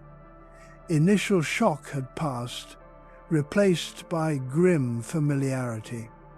People recognized symptoms quickly and prepared mentally for loss. Fear remained, but included resignation. Epidemics were treated as periodic seasons rather than singular disasters. Religious interpretation also evolved. Rather than immediate punishment, disease was viewed as part of human existence, requiring endurance. Communities prayed for relief, but organized practical responses simultaneously, reflecting gradual change in thinking. By the 17th century, some regions improved sanitation modestly. Street cleaning became more regular. Burial practices moved further from water sources. While these measures did not eliminate epidemics, they reduced severity in certain areas. Still, any improvement remained fragile. A single infected traveler could reintroduce plague to a city that had been healthy for years. Records describe towns celebrating normal life only to return to quarantine within weeks. Europe had survived famine, social upheaval, war, and persecution. Yet disease persisted as a constant reminder that safety was never guaranteed. By the 17th century, Europeans no longer experienced epidemic disease as a rare catastrophe. It had become a recurring feature of existence, woven into planning, architecture, and daily behavior. People built lives not around avoiding death entirely, but around expecting its periodic arrival. Cities developed routines for outbreaks. When reports of sickness appeared nearby, authorities prepared immediately. Gates were monitored, gatherings limited, and special burial teams organized before mortality surged. These preparations did not stop epidemics, but they reduced chaos compared to earlier centuries. Households also adapted. Many families kept supplies ready for sudden isolation: dried food, water containers, and basic medicines. Wealthier residents maintained secondary homes outside dense districts to escape if infections spread. Poorer families lacked that option and endured conditions inside crowded neighborhoods. Daily work reflected uncertainty. Contracts shortened in duration because long-term commitments could be interrupted by death. Apprenticeships sometimes transferred automatically to new masters when employers died. Inheritance laws expanded to address entire families disappearing within weeks. Children grew accustomed to absence. Losing siblings or parents, while tragic, was common enough to be integrated into social expectations. Communities supported orphans collectively because nearly every family experienced similar loss at some point. Burial culture evolved as well. Cemeteries expanded beyond churchyards into larger designated areas. During severe outbreaks, trenches were prepared in advance. Clergy adapted funeral rites to be shorter so they could serve more families in a single day. Medical observation slowly improved. Some physicians noticed patterns suggesting transmission through contact rather than air alone. They advised distance and cleanliness more strongly. While the concept of bacteria remained unknown, practical understanding advanced incrementally. Public sanitation became an increasing concern. City councils ordered removal of waste more frequently and regulated animal slaughter within walls. Water sources were protected where possible. These changes arose less from scientific certainty than from accumulated experience that cleaner conditions reduced sickness. Still, unpredictability persisted.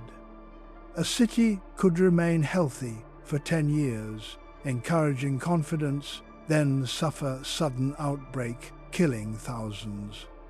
The emotional rhythm alternated between cautious optimism and renewed grief. Survivors learned to rebuild repeatedly. Rural life offered some safety through lower population density, yet it was not immune. Traveling traders, soldiers, or refugees carried disease along roads. Villages responded by restricting entry, sometimes guarding paths actively. Hospitality traditions weakened under pressure of survival. Economically, repeated epidemics, limited population growth, labor shortages reappeared intermittently, echoing earlier post-plague conditions, though less extreme. Wages fluctuated and land use adjusted accordingly.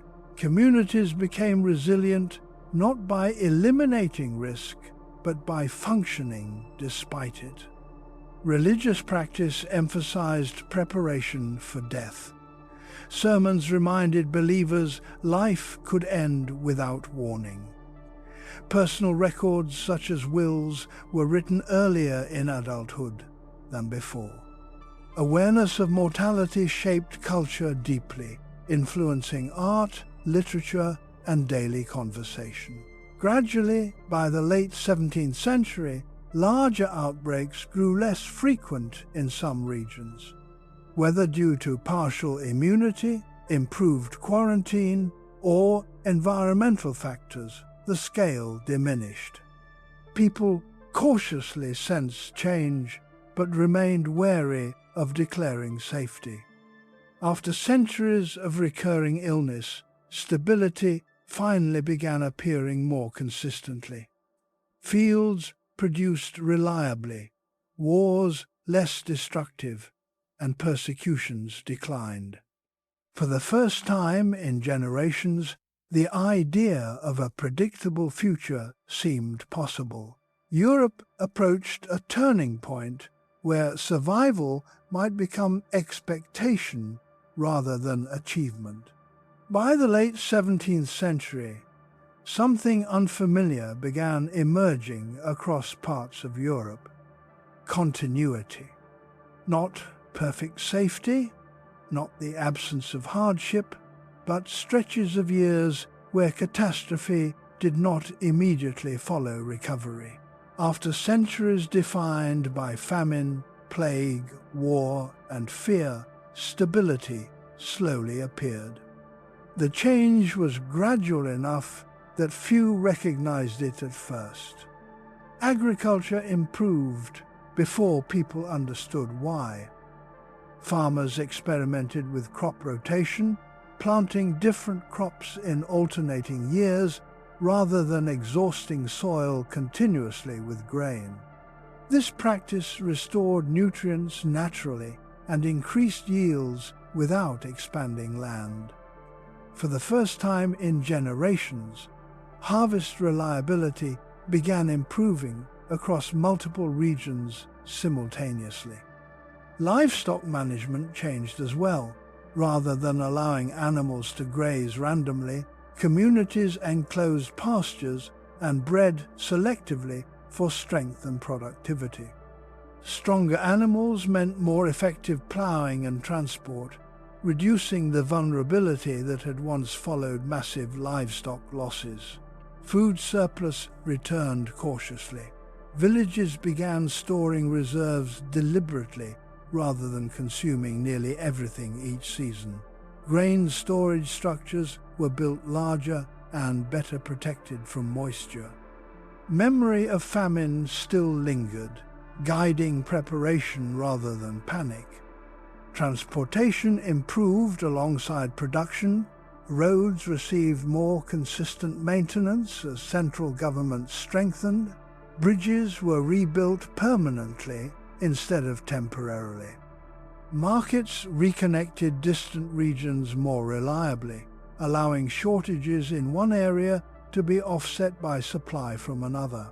The continent began functioning as a linked system rather than isolated communities. Political authority consolidated. Stronger states replaced fragmented feudal control. Permanent administrative offices tracked taxation and supplies. While taxes sometimes increased, enforcement became predictable rather than arbitrary.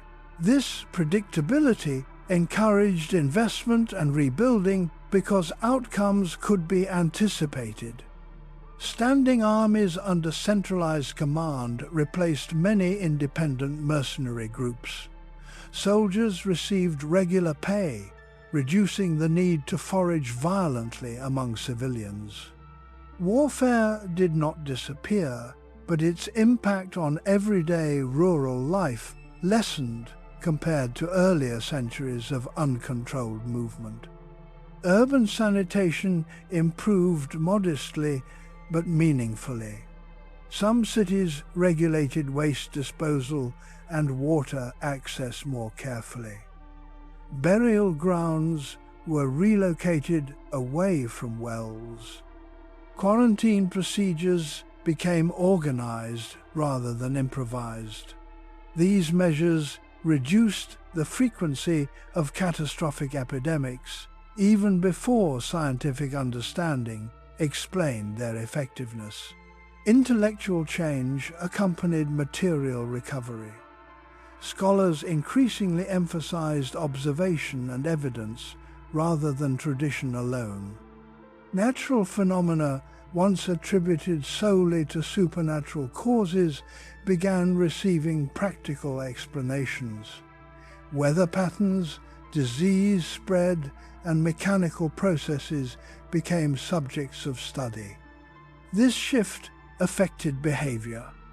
When crops failed locally, communities investigated drainage, soil quality, or seed selection before assuming divine punishment.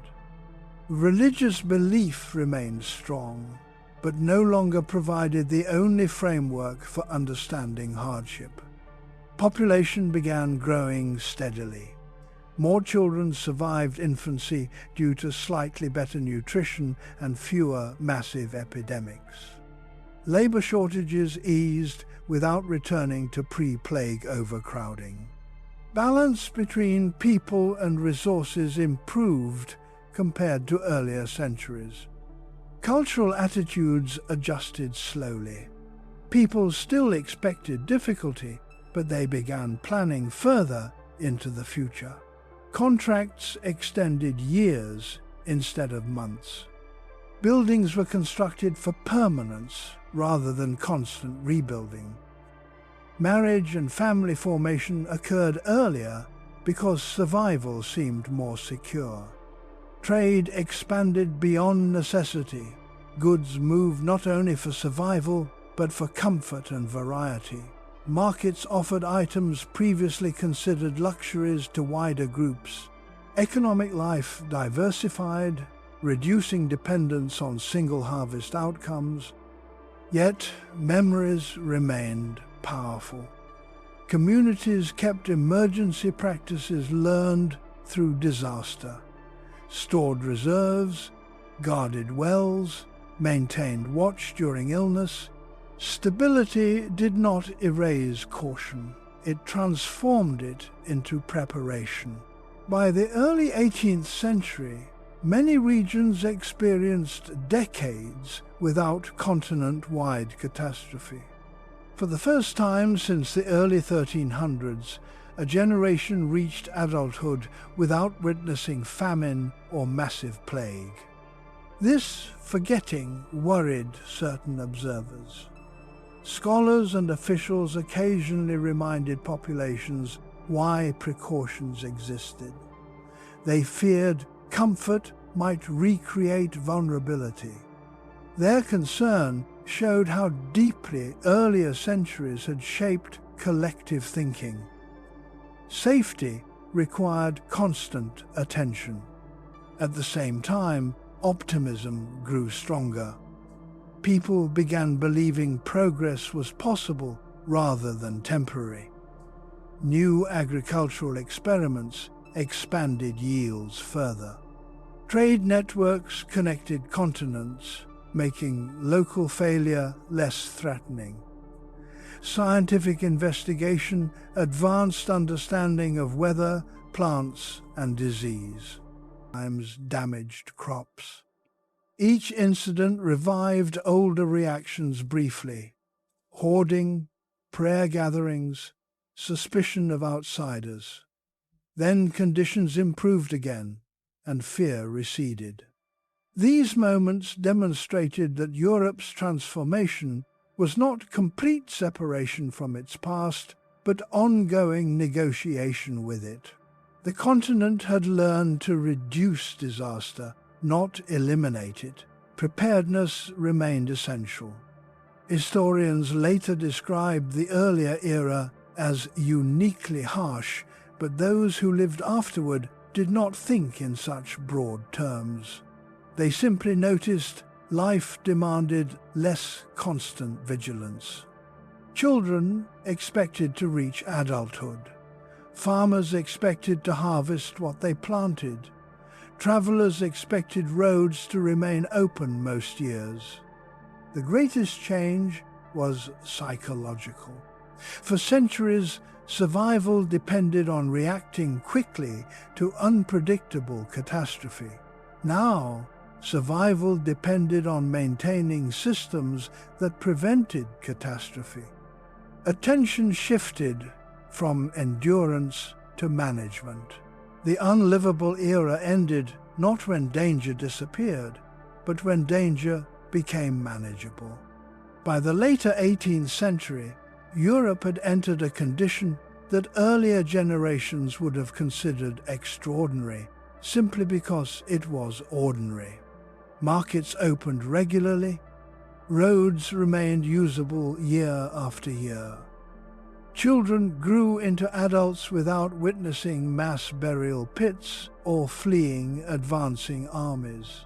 For the first time in centuries, stability became the background rather than the interruption. This shift did not happen in a single year or even a single lifetime. It emerged quietly as small improvements accumulated until daily experience no longer resembled the past remembered in family stories.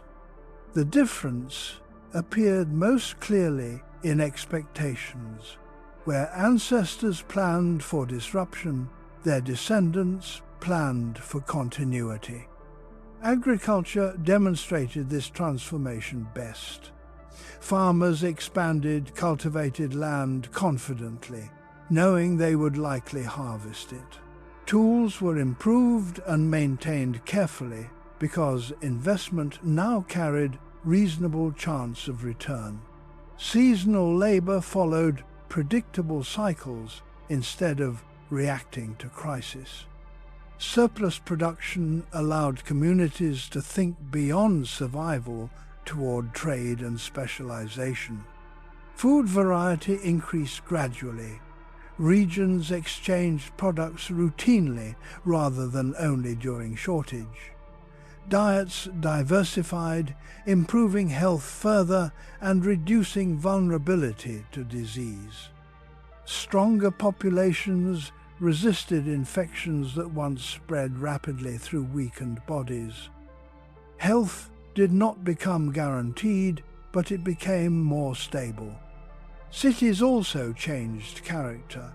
Instead of defensive refuges, they became centers of commerce and learning. Streets were planned with movement in mind rather than barricade. Public spaces appeared where crowds gathered for markets, discussion, and entertainment without immediate fear of contagion or violence. This confidence marked a profound psychological transition. Legal systems reflected similar confidence. Courts focused less on emergency measures and more on consistent regulation. Records were preserved carefully because continuity mattered. Property passed through generations predictably, encouraging families to think in decades rather than seasons. Education expanded because knowledge now had long-term value. Teaching literacy and arithmetic made sense in a world where trade agreements and written contracts endured. Universities studied nature systematically, building foundations for later scientific understanding that would eventually explain many disasters once seen as mysterious. Travel became more common and less dangerous. Merchants moved between regions regularly. Pilgrimages resumed as chosen journeys rather than desperate pleas for relief. Information spread faster, connecting distant communities into shared awareness rather than isolated rumor. Yet memory never disappeared entirely. Grandparents told stories of starvation winters and sudden death. These accounts shaped cultural caution. Communities kept emergency practices even when rarely needed. Granaries remained stocked, and quarantine laws stayed written, though seldom enforced. The contrast between memory and experience defined the new era. People understood comfort was recent and fragile, yet they also trusted it enough to build permanent institutions. This balance allowed progress without complete forgetfulness. Looking back across the centuries, the most striking change was not the end of hardship, but the end of constant unpredictability. Europe did not become free from danger. Time, slight reductions accumulated into transformation. Life became something more than endurance. It became planning, building, and expecting tomorrow to resemble today. The most unlivable era ended quietly, not with celebration, but with routine. Normal life returned so gradually that no single generation noticed the exact moment. They simply stopped preparing constantly for collapse and began preparing for the future instead.